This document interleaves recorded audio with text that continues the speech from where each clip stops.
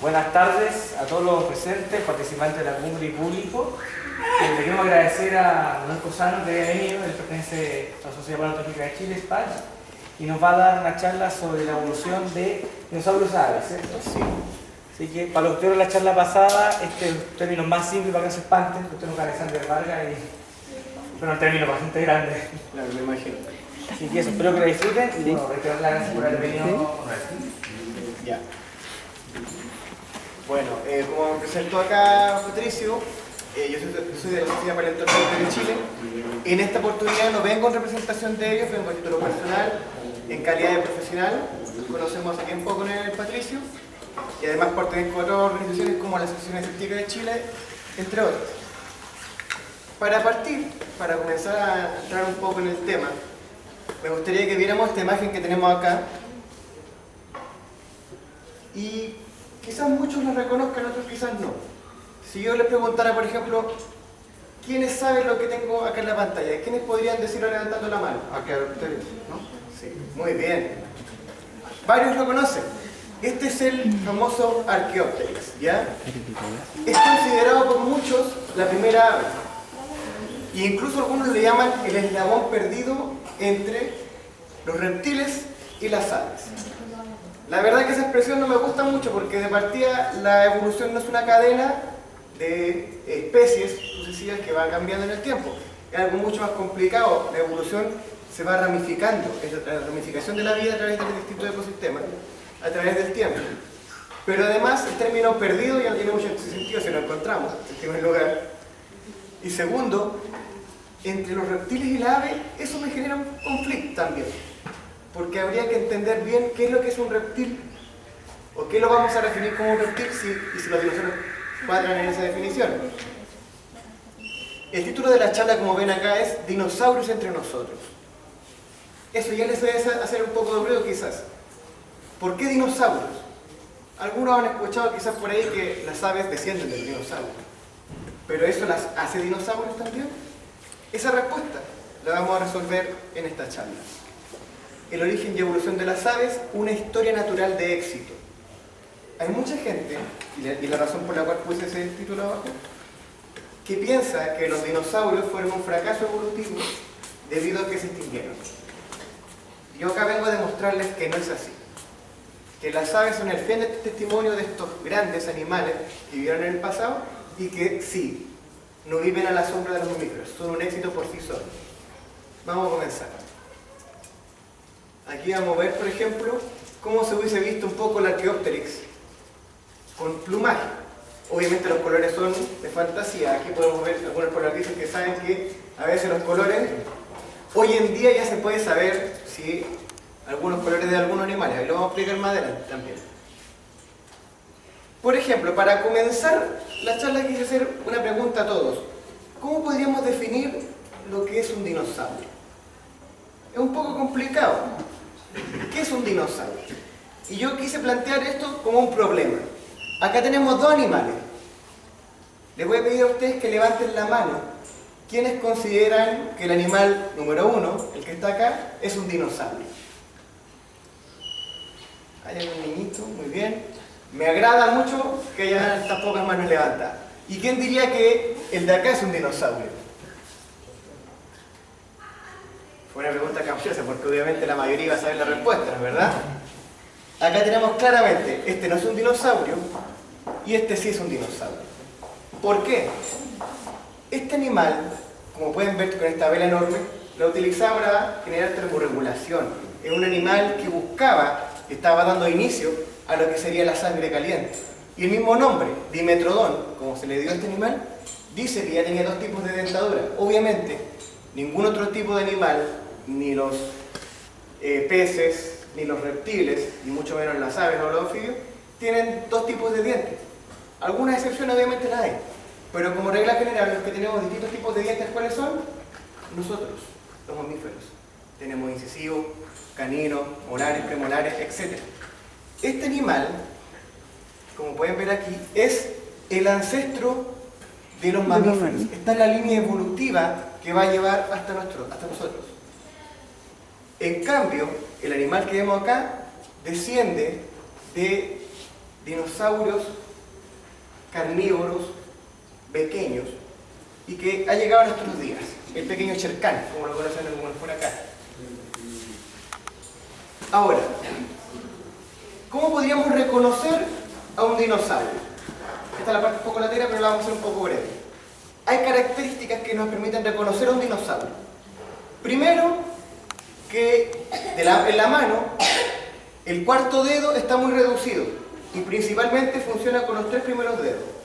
Todos hemos visto las típicas películas de Jurassic Park, donde está el dinosaurio, el raptor, por ejemplo, con 3 dedos. El tiranosaurio es una excepción que tiene solo 2. Pero principalmente tiene estos 3 dedos.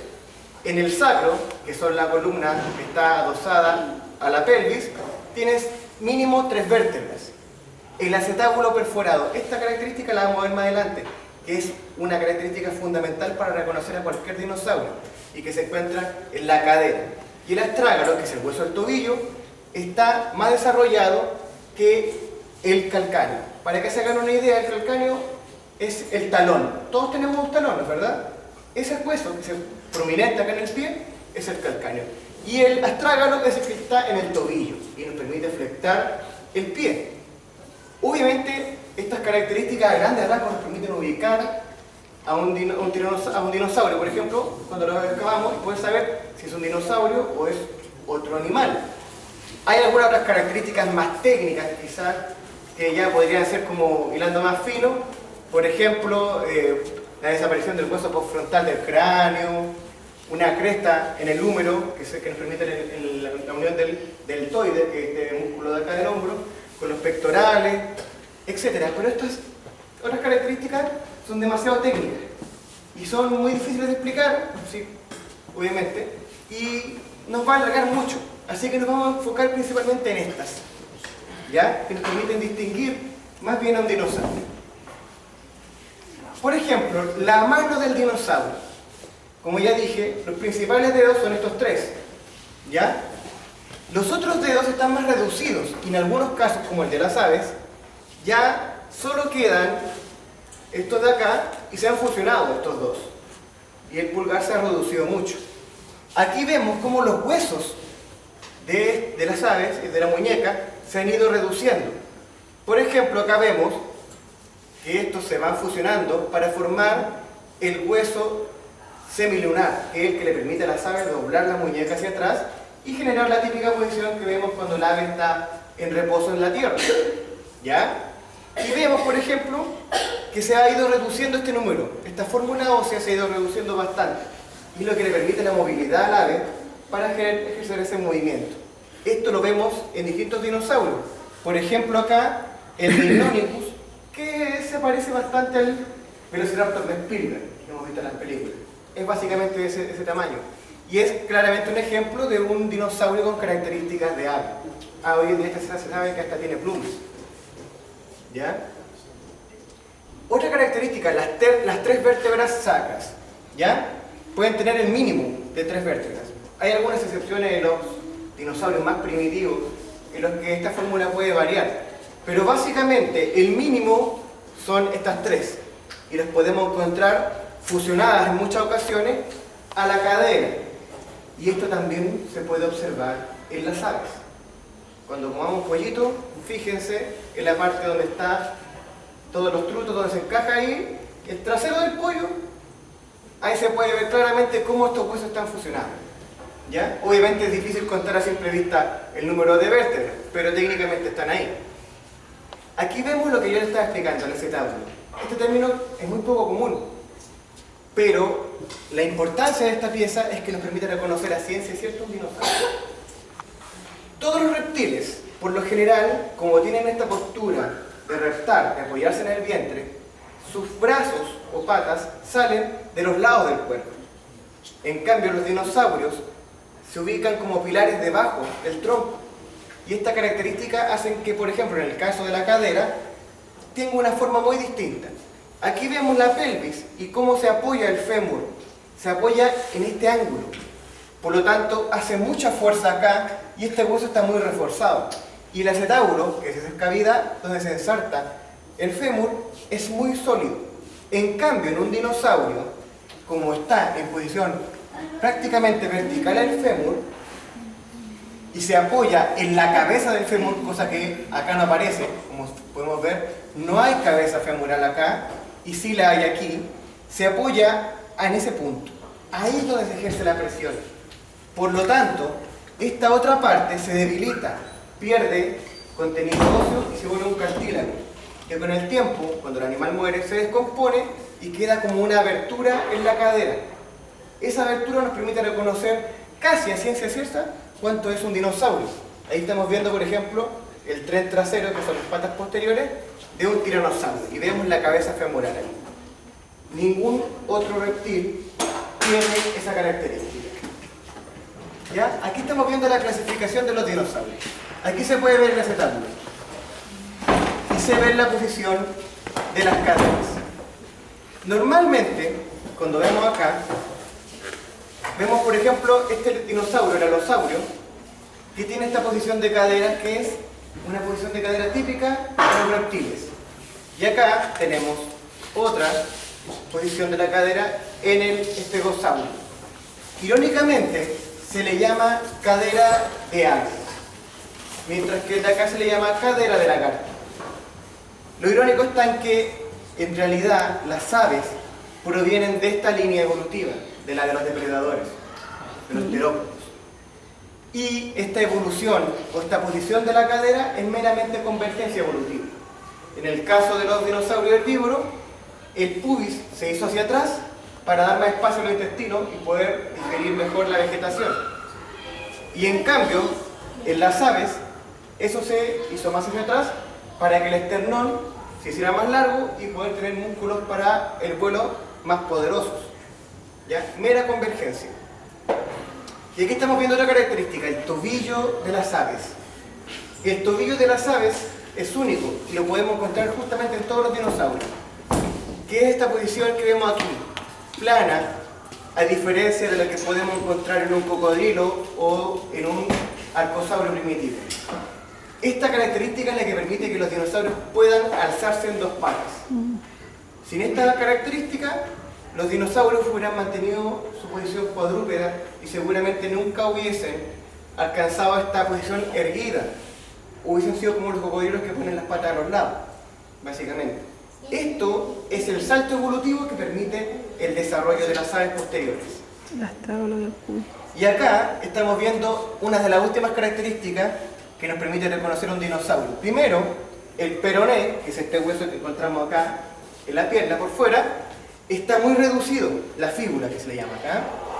Y el astrágalo, que es el hueso del tobillo, tiene esta prolongación ascendente.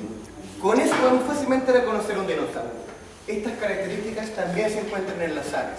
La diferencia es que en las aves estos huesos se han fusionado, mientras que en el dinosaurio prehistórico aún se pueden distinguir como piezas separadas.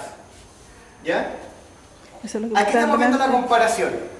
Tenemos a este lado al Velociraptor, a este lado el Archaeopteryx, y acá tenemos la humilde paloma.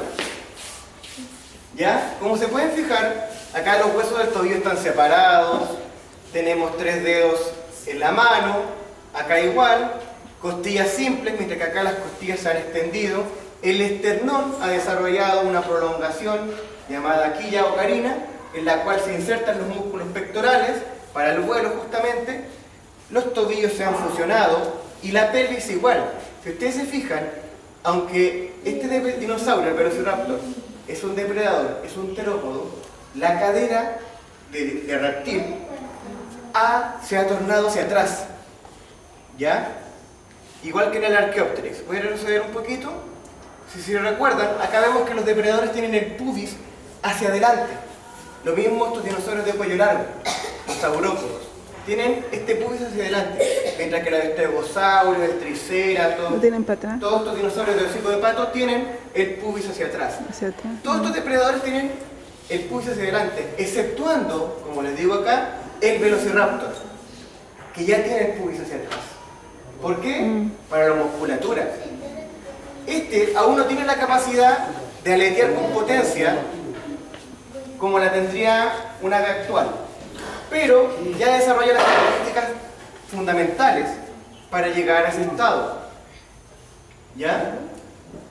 Otra característica que podemos rescatar en los dinosaurios es que los dinosaurios, al igual que las aves, tienen sacos aéreos. Los sacos aéreos son estas bolsas que podemos encontrar adelante y atrás del pulmón. ¿Cuál es la gracia de estos sacos aéreos? Que le incrementan enormemente la capacidad de respiración a las aves.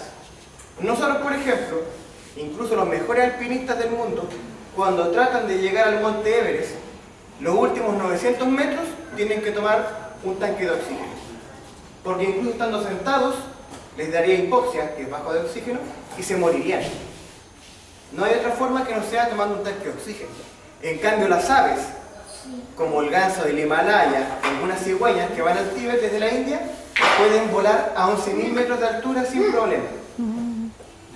Eso es mucho más. O sea, un ser humano a 8.000 metros de altura ya no puede ni siquiera mantenerse sentado sin desmayarse, sin un tanque de oxígeno.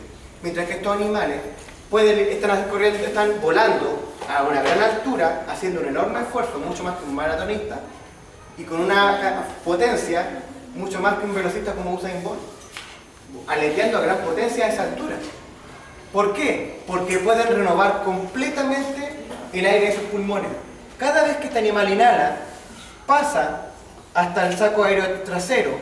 Este saco aéreo se comprime, llena el pulmón de oxígeno, se intercambian los gases y luego el pulmón se vacía en el saco anterior y es expulsado al aire hacia afuera. Él renueva el 100% de la respiración en solo una inhalación. Nosotros cuando hacemos la respiración solo renovamos el 35-40%. O sea, hay un gran porcentaje, más de la mitad de aire que nos botamos en varios minutos, que nos mantenemos ahí en el pulmón y que no podemos renovar porque sencillamente el diafragma no podemos levantarlo hasta la altura de la clavícula y expulsar todo el aire. Esta característica también que se puede observar en los dinosaurios es que tienen muchos huesos huecos.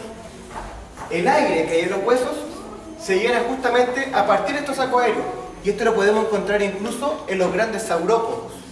Estos dinosaurios gigantes tienen huesos muy livianos para su tamaño, obviamente, porque están en su mayoría huecos, como vemos acá, ¿ya? Con muchos sacos de aire. Aquí podemos ver como en una ave actual tenemos estos sacos aéreos y los huesos de la cavidad torácica y de la pelvis se llenan de aire gracias a estos sacos. ¿Ya? Esta misma característica la podemos encontrar en los fósiles de dinosaurios antiguos. Aquí vemos cómo estas características se conjugan. Tenemos la estructura del hueso, los sacos aéreos, y aquí está la gran innovación, las plumas. Las plumas han sido un dolor de cabeza para los paleontólogos por mucho tiempo, porque no se tenía muy claro cómo habían evolucionado. Y se habían registrado rápidamente en el Archaeopteryx. Estaban en el Archaeopteryx, pero no se habían encontrado dinosaurios que tuvieran una protopluma. Por mucho tiempo fue así, pero hoy en día, los últimos descubrimientos más o menos de la última década han logrado refutar esa idea, y ahora se sabe que había muchos dinosaurios con plumas. Por ejemplo, aquí vamos a ver la evolución desde los primitivos dinosaurios en la base de la rama de los terópodos hasta llegar a las aves modernas ahí al final. Podemos ver cómo partimos con dinosaurios como por ejemplo el tiranosaurio por acá, y vamos ascendiendo y vamos dividiéndose el grupo formando dinosaurios más parecidos a aves, como podría ser el Velociraptor, y finalmente el Archaeopteryx lentamente va adquiriendo las características que nos van a permitir obtener el ave moderno. Gradualmente, esto no fue un proceso de un día para otro, ¿ya? ¿Qué dinosaurios podemos encontrar con plumas? Aquí estamos viendo enormes dinosaurios como el Therizinosaurus y el Deinocheirus que tenían plumas, bueno, protoplumas. Eran plumas bastante primitivas, similares a las que podemos encontrar hoy en día en los emú y los casuarios de Australia, o el kiwi, que básicamente era como un pequeño pelo, ¿ya? También hay otros dinosaurios muy sorprendentes que sí tenían plumas. Aquí estamos viendo a un primo del tiranosaurio, el Eutyrannus. Él vivió en China y en Mongolia y es considerado el animal emplumado más grande que ha vivido. Estaba cubierto de plumas casi en su totalidad, midiendo de 9 a 10 metros. Era bastante pesado además, llegando casi a las 2 toneladas. Y es uno de los registros con plumas de dinosaurio más grandes que se conocen. Los otros registros son indirectos, como el Gigantoraptor, que pudo haber tenido plumas porque su pariente más cercano las tenía, pero su pariente cercano era de 1 metro, mientras que el Gigantoraptor tenía 8 metros. Pero por lógica lo más probable es que no estuviera. Y aquí estamos viendo dos dinosaurios muy peculiares. El Sinornithosaurus, acá, y el Microraptor. Esos dos dinosaurios son raptores, tal como el Velociraptor. Forman parte del grupo de los dromeosáuridos. ¿Y qué ocurre? Son primitivos, son muy cercanos al Archaeopteryx y ambos tenían plumas y alas. Como podemos ver acá, este otro caso, el tiranosaurio también pudo haber tenido plumas. Por lo menos las crías es casi seguro que tenían plumas. Todos los ancestros del tiranosaurio, los más pequeños, tenían plumas. Lo lógico es que sus crías, siendo pequeñas, tuvieran una cubierta de plumas para mantener su temperatura corporal. El adulto quizás no la necesitara para eso, pero sí, por ejemplo, para exhibición, tal como lo hace hoy en día el pavo real, ¿ya? Para atraer a la hembra, etc. En el caso del Sinornithosaurus, por ejemplo, aquí se encuentra este esqueleto magnífico que podemos ver con rastros claros de plumas. Y hay una evidencia de plumas también en el Microraptor, que es aún más espectacular. ¿Por qué? Se pueden ver claramente la forma del ala en la pata delantera y hay una segunda forma de ala, pero esta vez en la pata trasera. Eso nos quiere decir que este animal lo más probable es que haya tenido dos juegos de alas, como vamos a ver acá. Oh, qué bonito. Espectacular, como pueden darse cuenta. Este animal se encuentra en la base evolutiva de los raptores. ¿Qué nos quiere decir esto? Que los raptores que nosotros conocemos y que hemos visto en las películas de Spielberg serían, por así decirlo, como lo que es hoy día el avestruz. O sea, un animal que descendía de animales que eran voladores y que por un tema de crecimiento se volvió terrestre. Se volvió un animal que corría, que dejó de volar para poder correr. Con el Microraptor se evidencia eso. Eran animales pequeños y voladores que lo más seguro es que desarrollaron esta garra tan mortífera primero para escalar, para trepar a los árboles y después bajaron a la tierra, se volvieron nuevamente animales terrestres que corrían, dejaron de ser arbóreos y planeadores y esta garra se transformó en un arma mortal que, a diferencia de lo que muestran en las películas de Jurassic Park, no servía para desgarrar, servía más bien para apuñalar y seguramente a la altura del cuello. ¿Ya? Aquí estamos viendo una comparación impresionante entre el esqueleto de un Archaeopteryx, una de las primeras aves, y del Sinornithosaurus que vimos recién. Si ustedes se fijan, son prácticamente idénticos. Las similitudes saltan a la vista. Acá hay unas pequeñas diferencias como algunos huesos fusionados, ¿ya? Y cosas por el estilo. Pero el Archaeopteryx, por ejemplo, tiene apenas menos vértebras en la cola que nuestro amigo el Sinornithosaurus. Y este tenía un poco más grandes los brazos delanteros. Tenía un poco más grandes nomás. Pero fuera de eso, obviamente teniendo una dentadura más poderosa al Sinornithosaurus, eran prácticamente idénticos. ¿Ya? Por lo tanto, hay científicos que hoy en día piensan que los raptores, más que clasificarlos dentro de los dinosaurios no avianos, deberían ser clasificados directamente como un ave. Se han propuesto algunas clasificaciones en las que son mencionados como aves primitivas de frentón. ¿Ya? Lo que le sube bastante el pelo, ¿no?, a nuestro grupo de aves. Sí. Ahora, obviamente, cuando nos imaginamos ahora los velociraptores, nos imaginamos así, emplumados. ¿Ya? Algunos dicen que eso lo hace menos amenazante. Yo discrepo. hay muchos ejemplos, tanto actuales como prehistóricos, de aves que ciertamente intimidarían a cualquiera. ¿Ya? Como nuestra querida paloma, perdón, sé que les asusta mucho la paloma, pero no se engañen. En el fondo es un pequeño velociraptor camuflado. No se está engañando, está esperando que iremos para otro lado y nos va a atacar. Evoluciones. ¿Cómo No, mentira. Obviamente la paloma no es una amenaza para casi nadie. Pero ¿quién sí es una amenaza? El águila. Hay águilas que matan monos pequeños en el Amazonas y que incluso se sabe que han atacado a niños pequeños. Y miren esas garras. No tienen nada que envidiarle a un velociraptor. Ciertamente esto sí que es intimidante. Para cuando alguien les diga que los dinosaurios emplumados no los asustan, que vayan a ver una vez al zoológico y que opinen igual. Ahora, algunos dicen que quizás el hecho de que los dinosaurios se volvieran aves les perdió un poco la gracia a los dinosaurios. Dicen que es casi como una involución. La verdad es que incluso se bromea mucho por internet con eso. ¿Ya? Por ejemplo, dicen, a veces la evolución apesta, mostrando aquí el Velociraptor, al Archaeopteryx y ver finalmente el kiwi.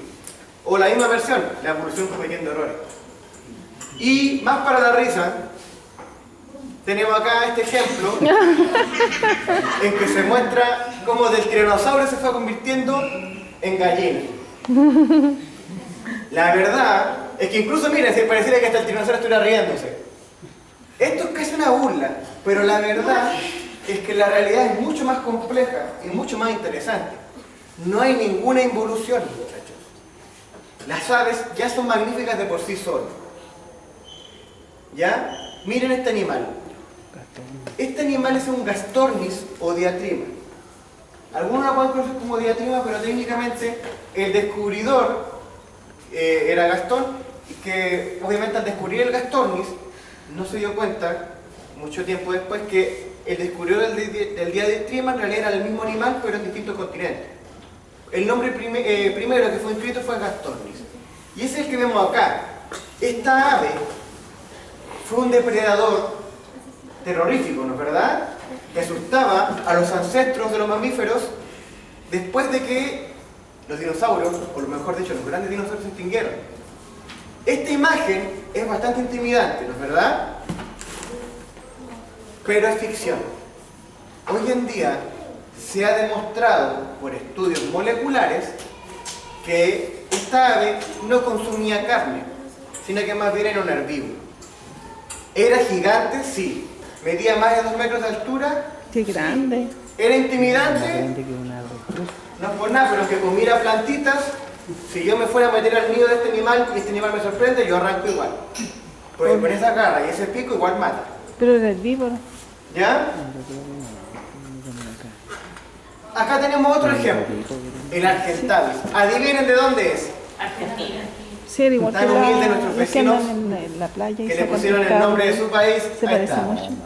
Aquí No estamos me viendo el refiero a que comen Argentavis, pescado. una ave que llegó a proporciones descomunales. ¿Ya? Vivió en Argentina, posiblemente también en Chile, ¿por qué no? En un tiempo en que la cordillera de los Andes era mucho más baja, y en donde los vientos del Pacífico circulaban libremente por la pampa argentina, permitiéndole a este ave alzar el vuelo. Qué Lo que grande. ustedes ven aquí, estos pequeños animalitos de acá, eran del porte más o menos de un perro Akita, un pastor alemán grande. Era el Tilacinus. El Tilacinus, este animal era un marsupial que, si ustedes se fijan, si se alcanza a ver en la imagen, tenía dientes de sable. En América, en Sudamérica específicamente, no había mamíferos depredadores hasta que se conectó Norteamérica a través del Istmo de Panamá, hace unos 5 o 10 millones de años más o menos. Por lo tanto, las aves reinaban en este continente. ¿Ya? Tenemos este ejemplo que, aunque ustedes no lo crean, está relacionado con la cigüeña. Pero era un animal carroñero y quizás hasta depredador por su gran tamaño. Posiblemente pudo haber matado animales mucho más pequeños, sin problema. Otro gran ejemplo que tenemos acá es el Pelagornis chilensis y el Pelagornis sandersi. Este animal llegaba a los 7, quizás hasta los 8 metros de envergadura. Se descubrió en Chile. Por mucho tiempo tuvimos la supremacía, incluso superando un poco al Argentavis. Pero, ¿qué pasó? El Pelagornis chilensis fue rápidamente destronado hace casi un año más o menos, cuando en Estados Unidos se descubrió el Pelagornis sandersi. Y como ustedes pueden darse cuenta, supera fácilmente a un cóndor y a un albatros, que son las aves con envergadura más grande de hoy en día. Era un ave marina descomunal. ¿Ya? Nada que envidiarle a un dinosaurio. Me refiero obviamente a dinosaurios antiguos, porque estos son dinosaurios modernos. ¿Ya? Otro ejemplo es este ave del trueno, Odomornis. Este ave llegaba a superar los 4 metros de altura en Australia. También se han llevado grandes debates sobre si era carnívoro, si era herbívoro. Este, al igual que el Gastornis que vimos al principio, está relacionado con los gansos y los patos. ¿Ya? Esa es su relación de parentesco. Y especies más actuales de este animal, obviamente toda esta familia está extinta, ha demostrado que tienen, por la bioquímica de las cáscaras de sus huevos, que consumían mayormente vegetales. Y además tenían un pequeño problema de ángulo visual, con ese pico tan grande y los ojos ubicados por los lados, tenía un punto ciego delante que le impediría obviamente cazar. Quizás pudo haber sido carroñero, pero lo más probable es que consumiera frutas, semillas, hojas y ramas, nada más. Aunque de que era enorme, lo era. Y aquí tenemos la comparación entre un ser humano y este ave. Afortunadamente nunca nos topamos con esto porque vivió hace más de 8 millones de años atrás. Era imposible que el ser humano se topara con una criatura así. Y hubiese sido un encuentro tanto brutal para el ave. Nosotros tenemos una capacidad destructiva enorme. Aquí estamos viendo a el ave de terror. Aquí estamos viendo en este caso al Quilenken, que podemos ver aquí. Este ave era enorme y vivió en Sudamérica. Era el ave del terror más grande que se conoce. Como ustedes pueden darse cuenta, era enorme comparada con un humano. ¿Ya? Todos los animales que vivieron en Sudamérica estuvieron bajo su dominio. Era el depredador máximo. No era ni un felino, ni un canino. Era un ave. Y era acá en Sudamérica. Y esta ave le fue tan bien que incluso cuando se conectó Norteamérica con Sudamérica a través del Istmo de Panamá, estas aves no menguaron, aun cuando entraron a competir con los lobos y con los felinos dientes de sable. Por el contrario, le fue tan bien que una especie de este grupo llegó a ser encontrada en Texas y en Florida. Invadieron América del Norte, ¿ya? Y duraron por bastante tiempo. Quizás el cambio climático, quizás la competencia con los mamíferos, va a saber uno, pero la verdad es que por mucho tiempo estuvieron a la par de estos grandes depredadores, ¿ya? Y obviamente llegamos a tiempos más modernos. Acá también seguimos encontrando aves espectaculares que convivieron con el ser humano. Aquí estamos viendo, por ejemplo, el ave elefante.